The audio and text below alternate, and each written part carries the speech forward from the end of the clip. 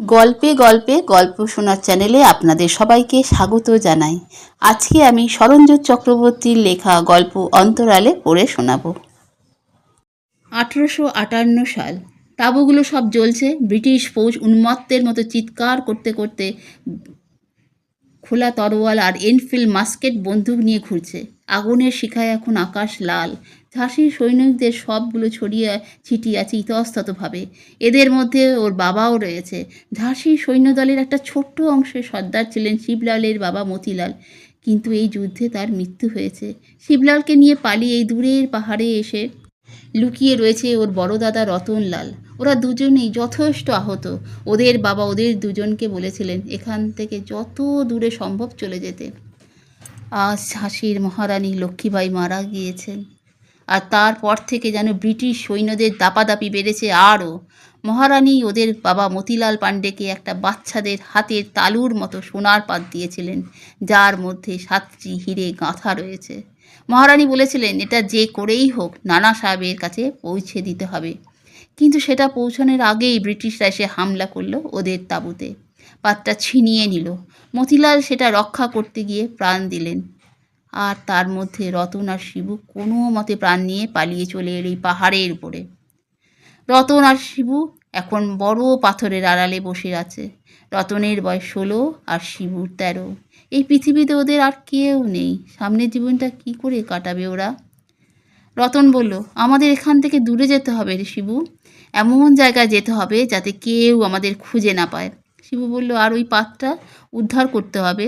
আজ হোক, কাল হোক, কি 50 বছর পরে হোক, ওই সোনার পাতটা আমাদের উদ্ধার করতেই হবে। রতন বলল, হ্যাঁ, বাবা যে কথা রানিমাকে দিয়েছিলেন তা আমাদের যেভাবেই হোক রাখতে হবে। ওটাকে ফিরিয়ে আনতেই হবে। পাহাড়ের ওপর পাথরের আড়াল থেকে দূরের জ্বলন্ত তাঁবুর দিকে শেষবারের মতো তাকালো শিবু আর রতন। বিদ্রোহী সিপাহীদের সব প্রতিরোধ পুরে শেষ হয়ে যাচ্ছে, কিন্তু তার মানে এই নয় যে ব্রিটিশদের কাছে মাথা নোয়াবে ওরা। হিরে বসানো সোনার ওই পাতটা ওরা উদ্ধার করবেই। শিবু আর রতন গভীরভাবে শ্বাস নিল একবার, যেন আরও দৃঢ়ভাবে নিজেদের কাছেই অঙ্গীকারবদ্ধ হলো। তারপর রাতের অন্ধকারে পাহাড়ের দুর্গম পথ ধরে অজানা গন্তব্যের দিকে পাড়ি দিল। 1914 সাল। বুক পকেট থেকে ছোট্ট ঘড়িটা বের করে সময় দেখলো কানাই। এটা রুনুদা আজকের জন্য ওদের দিয়েছে। এখন 6টা বাজে। শীতের সময়, তাড়াতাড়ি অন্ধকার হয়ে যায়। অনুষ্ঠান শুরু হবে সন্ধ্যে 7টা নাগাদ। কানাইয়ের সঙ্গে রয়েছে যতীন। দুজনেই আজ ওয়েটারের পোশাক পরে আছে। আলিপুরের লার্সেন ক্লাবের পার্টিতে ওদের আজ পরিবেশকের কাজ করতে হবে। এবছর জুলাই মাসের শেষে মহাযুদ্ধ শুরু হয়ে গিয়েছে। ব্রিটেনও আগস্টের শুরু থেকে যুদ্ধে ঢুকে পড়েছে। আর এই ডিসেম্বরে কলকাতা থেকে বেশ কিছু ব্রিটিশ সৈন্যকে পাঠানো হবে সেই যুদ্ধে যোগদান করতে। তার মধ্যে যে 50 জন ব্রিটিশ অফিসার রয়েছে তাদের জন্য আজ পার্টি দেওয়া হয়েছে। এই পার্টিতে কেবল ব্রিটিশ অফিসাররাই যোগদান করেছে, কিন্তু খাবার রান্না ও পরিবেশনের জন্য ভারতীয়দের ডাকা হয়েছে। এটা অপমানজনক, কানাই জানে। এমনটাও বলেছিল রুনুদাকে। রুনুদা মানে অনিরুদ্ধ রায়, ওদের সমিতির মাথা। ব্রিটিশদের বিরুদ্ধে লড়াইয়ের জন্য বাংলার দিকে দিকে নানা গুপ্ত সমিতি গড়ে উঠেছে। তার মধ্যে রুনুদাও এমন একটি সমিতি গড়েছে। লোকসঙ্গে এটা একটা ব্যায়ামাগার, কিন্তু আসলে এই সমিতির লক্ষ্য হলো বিপ্লবীদের জন্য অর্থ জোগাড় করা। রুনুদা একটা স্কুলে পড়ায়, কিন্তু গোপনে এই সংস্থাটাও চালায়। এখানে কানাই, যতীন ছাড়াও আরও জনা10 ছেলে আছে। কানাইরা সক্রিয় বিপ্লবে যোগ দিতে চাইলেও রুনুদা বলে সকলকে মাঠে নেমে যুদ্ধ করতে হবে তার মানে নেই, বরং কিছু এমন সংস্থাও থাকা দরকার যারা বিপ্লবীদের জন্য ফান্ড সংগ্রহ করবে। রুনুদার সঙ্গে নানা বিপ্লবী সংগঠনের যোগাযোগ আছে। তাদের জন্য রুনুদা ও কানাইরা মিলে গত 4 বছর ধরে নানাভাবে অর্থ সংগ্রহ করছে। এর মধ্যে ব্রিটিশ ব্যাংকের ডাকাতি, ব্রিটিশদের ক্যাশ ট্রেন লুট থেকে শুরু করে আরও নানা কাজ করছে ওরা। একটা কাজ করে ওরা বেশ কিছুদিন গা ঢাকা দিয়ে থাকে, তারপর আবার সক্রিয় হয়। গত আগস্ট মাসে ওরা শেষ কাজ করেছিল মধ্যপ্রদেশে গিয়ে, তারপর বেশ কিছুদিন চুপচাপ ছিল। কিন্তু এই ডিসেম্বরের শুরুতে ওরা আবার সক্রিয় হয়ে উঠেছে। তবে এবারের কাজটা আয়তনে ছোট হলেও গুরুত্বর দিক থেকে কিন্তু ছোট নয়। 2 সপ্তাহ আগে রুনুদা এসেও কানাইদের বলেছিল যে এবার একটা অন্য রকম কাজ রয়েছে। কী কাজ রুনুদা? যতীন জিজ্ঞেস করেছিল। রুনুদা বলেছিল আলিপুরের লার্সেন ক্লাবে সাহেবরা একটা পার্টি দিচ্ছে, সেখানে মহাযুদ্ধে যেসব ইংরেজ অফিসার যাবে তাদের সংবর্ধনা দেওয়া হবে, আর তার সঙ্গে একটা প্রদর্শনীও হবে। সিপাহী বিদ্রোহের নানা স্মারক সেখানে ওরা সাজিয়ে রাখবে। তার মধ্যে 7টা হিরে বসানো একটা ছোট্ট সোনার পাতও রয়েছে। মহারানী লক্ষ্মীবাইয়ের সম্পদ ছিল ওটা, যার দাম বাজারে এখন 5 লক্ষ টাকা। ওটা আমাদের ওখান থেকে তুলে আনতে হবে। সেটা কিভাবে সম্ভব রুনুদা? ললিত জিজ্ঞেস করেছিল। রুনুদা বলেছিল, আমি ব্যবস্থা করেছি। ওই ক্লাবের যে ক্যাটারিং সামলায় সে একজন বৃদ্ধ মানুষ, রাজেন বাবু। তাকে আমি বলেছি যে আমার 2টো ছেলেকে একটু কাজে নিতে। বলেছি ওদের টাকার খুব দরকার। উনি ভালো মানুষ, আমার কথা মেনে নিয়েছেন। কিছু সন্দেহ করেনি তো? পবন জিজ্ঞেস করেছিল। না না, রুনুদা হেসে বলেছিল, আরে একদম সরল মানুষ। আগে কোনো এক রাজার এস্টেটে বাবুর্চিখানা সামলাতো। সেই রাজার রাজত্ব শেষ হয়ে যাওয়ায় এখন এসে কাজ নিয়েছে। বছর 2 হলো। প্রায় 70-এর কাছে বয়স। ওর নাতি আমাদের স্কুলে পড়ে। সেই সূত্রেই আলাপ, তাই বলেছিলাম কাজের কথা। কিন্তু পাতটা আমরা চুরি করব কিভাবে? যতীন জিজ্ঞেস করেছিল। 4দিকে মিলিটারির লোক থাকবে, পাহারাও থাকবে নিশ্চয়ই। তাহলে? রুনুদা বলেছিল, কানাই আর তুই তোরা 5 দিন আগে থেকে কাজে যোগ দিবি। ক্লাবের ইলেকট্রিকের আলো আছে, আমি খবর নিয়ে এসেছি। শোন তোরা। রুনুদা সকলকে আরও কাছে ডেকে নিয়ে বলেছিল, ললিত আর পবন ক্লাবের বাইরে থাকবে, আর সুযোগ বুঝে ইলেকট্রিকের তার কেটে দেবে।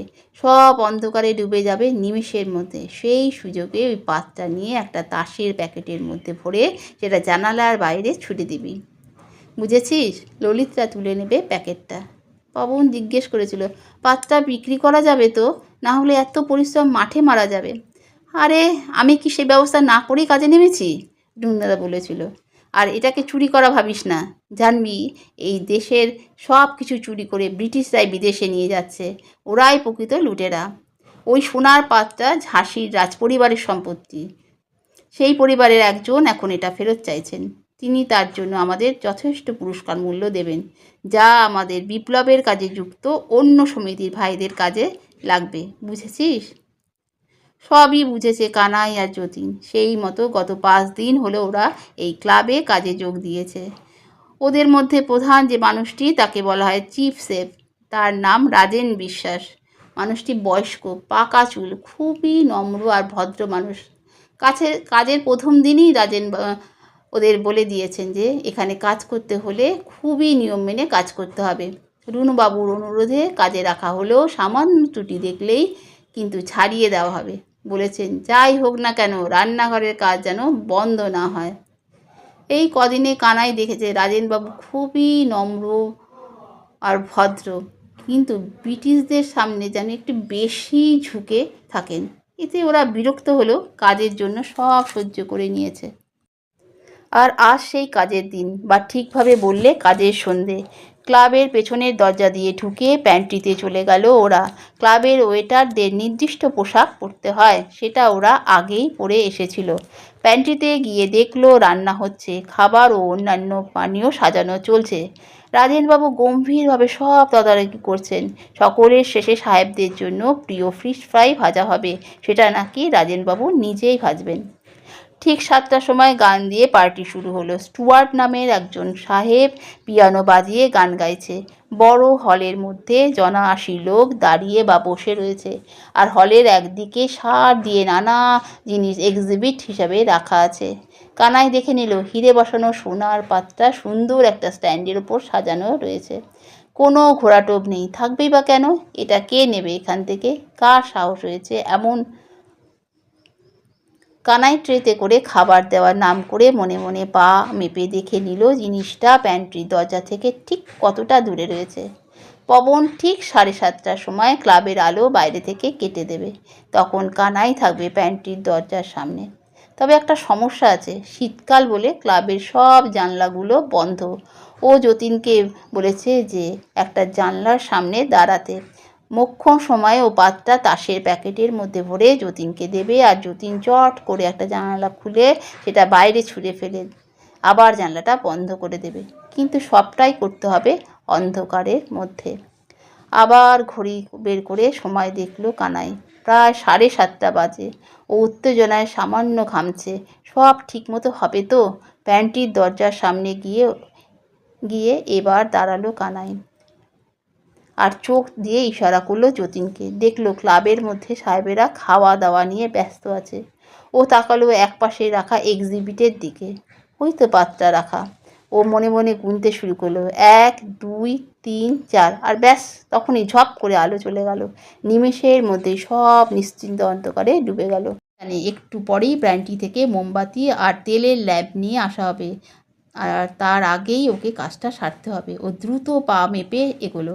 ঠিক 80 পা যাওয়ার পরে টেবিলের সামনে পৌঁছে গেল। আর নিখুঁত দক্ষতায় সোনাপাতটা তুলে তাসের প্যাকেটে ভরে নিয়ে ও জানালার দিকে এগিয়ে গেল। আর গোলমালটা বাঁধল তখনই। আচমকা অন্ধকারের মধ্যে কারো হাত থেকে একটা প্লেট পড়ে গেল মাটিতে। তার ভাঙার আওয়াজে লোকজন এদিক ওদিক চলাফেরা শুরু করে দিল, আর তাদের ধাক্কায় দিক গুলিয়ে গেল কানাইয়ের। ও পড়ে গেল মাটিতে। কি করবে বুঝতে পারল না। এত ভিড়ের মধ্যে কোন দিকে জানলা আর কোথায় যতীন কে জানে। আর তখনই প্যান্ট্রি থেকে 5-6 জন বেরিয়ে এলো, হাতে বড় বড় তেলের ল্যাম্প নিয়ে। চারিদিক নিমেষেই আলো ভরে গেল। কানাই দেখলো সমূহ বিপদ। যতীন জানলার কাছে নেই। এবার যে ধরা পড়ে যাবে ও। উপায় না দেখে ও ঘরের মধ্যে রাখা একটা গাছ লাগানো টবের গোড়ায় ছুঁড়ে দিল পাতটা। কাছে রাখলে ওর বিপদ নিশ্চিত। ঘরের ল্যাম্পগুলো নির্দিষ্ট জায়গায় বসাতে মিনিট 5 সময় লাগলো। সবটা দেখাশোনা করলেন রাজেনবাবু। তারপর উনি রান্নাঘরে চলে গেলেন। আর একটু সময় পরে শোনা গেল ফ্রিজ ফ্রাই ভাজার আওয়াজ। কানাইয়ের মনে পড়ে গেল রাজেনবাবুর কথা।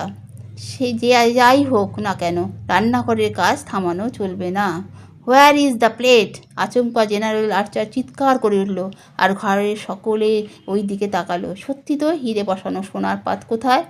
আর্চার দুধে মানুষ। সে সঙ্গে সঙ্গে নিমন্ত্রণে আসা পুলিশ কমিশনারকে বলল, বেরোনোর সব রাস্তা বন্ধ করে দাও, আর সবাইকে সার্চ করো, কাউকে বাদ দেবে না। আমি বাইরে বলছি ইলেকট্রিক রেস্টোর করার জন্য। দেখো কেউ যেন পালাতে না পারে। I want the plate back. এরপরে 2 ঘন্টা চলল খানা তল্লাশি। প্রতিটা মানুষ, সে সাহেব হোক আর বা ভারতীয় কর্মচারী, সকলকে তন্ন তন্ন করে সার্চ করা হলো। ঘরের প্রতিটা জায়গা দেখা হলো, এমনকি ওই সার দিয়ে সাজানো গাছের টবগুলোও দেখা হলো, কিন্তু কোথাও প্লেটটা পাওয়া গেল না। কানাইরা ভারতীয় বলে ওদের তো 2 বার করে সার্চ করলো ব্রিটিশ পুলিশ, কিন্তু তাও মিলল না কিছু। কানাই আর যতীন অবাক হয়ে একে অপরের মুখ চাওয়াচাই করতে লাগলো। ব্যাপারটা কি? জিনিসটা গেল কোথায়? রাতের দিকে ক্লাব থেকে ফিরল 2 জন। উদ্বিগ্নভাবে রুনুদা বসেছিল ক্লাব ঘরে। ওদের দেখেই তাড়াতাড়ি ভেতরে ঢুকিয়ে দরজা বন্ধ করে দিল। পবনরা ইতিমধ্যে এসে খবর দিয়েছে যে ক্লাবে গোলমাল হয়েছে খুব। রুনুদা বলল, কাজটা হয়নি, কিন্তু তোরা যে বেঁচে গিয়েছিস সেটাই অনেক। কিন্তু পুলিশ সার্চ করেও কিছু পায়নি। এটা খুবই রহস্যজনক। কানাই বলল, আমিও অবাক হয়ে গিয়েছি। কি হলো কে জানে? কোথায় গেল পাতটা? গাছের গোড়ায় তো ফেলেছিলাম। রুনুদা আরও কিছু বলতো, কিন্তু তার আগেই ক্লাবের বন্ধ দরজায় কে যেন ঠক ঠক করে শব্দ করলো জোরে। রুনুদা সতর্ক হয়ে বলল, এত রাতে কে এলো? পুলিশ নয় তো? না রুনুদা, একজন বয়স্ক মানুষ। ললিত দরজার পাশের ফুটো দিয়ে দেখে বলল। বয়স্ক মানুষ? রুনুদার গলায় সতর্কতা। তাও বলল, আসতে দে ভেতরে, তবে খেয়াল রাখ বাইরে আর কেউ আছে কিনা। দরজা খুলে ললিত লোকটিকে ঘরে ঢোকালো, আর তাকে দেখে রুনুদা নিজেই দাঁড়িয়ে উঠল। এবার কানাই আর যতীন অবাক হয়ে একসঙ্গে বলল, আরে রাজেনবাবু আপনি? রাজেনবাবু সামনে এসে একটার কাঠের টুলে বসে হাসলেন। ল্যাম্পের আলোয় তাকে কেমন অদ্ভুত লাগছে। রুনুদা বলল, আপনি এখানে এখন? রাজেনবাবু বললেন, আপনাদের একটু খাবার দিতে এলাম। ওরা না খেয়ে চলে এসেছে তো তাই। খাবার? যতীন অবাক হলো। হ্যাঁ, মানে আসল খাবার, কানাই যা আনতে গিয়েছিল সেটা।